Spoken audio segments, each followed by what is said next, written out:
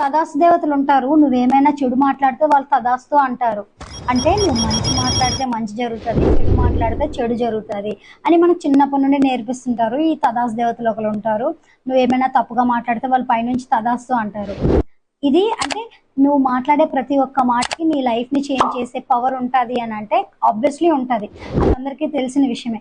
కానీ మనం కాన్షియస్గా రియల్ లైఫ్లో ఈ సెంటెన్స్ని మర్చిపోతాము, అసలు ఫాలోనే కాము. నా లైఫ్ ఇంతే, నేను ఏం స్టార్ట్ చేసినా నాశనం అవుతుంది, దరిద్రం నా నెత్తి మీదే ఉంటుంది అనేటట్టు పదే పదే పదే పదే మాట్లాడడం వల్ల నీ రియాలిటీలో కూడా అదే జరుగుతుంది. అంటే నువ్వేం మాట్లాడతావో అదే నీ సబ్ కాన్షియస్ మైండ్ అనేది నమ్ముతుంది. ఏదైనా మంచి జరగాలి అని అంటే నువ్వు ఫస్ట్ నమ్మాలి, ఆ తర్వాత నువ్వు అదే పదే పదే మాట్లాడాలి, ఇలానే జరగాలి అని అనుకోవాలి. రియాలిటీలో కూడా అలానే జరుగుతుంది. ఇవేం పెద్ద పెద్ద డీప్ సీక్రెట్స్ ఏం కాదు, అయ్యో నేను నాకు ఇప్పటి వరకు తెలియలేదు అనుకోవడానికి. ఇవన్నీ మనందరికీ తెలుసు, కానీ కాన్షియస్గానే వాడము రియాలిటీలోన.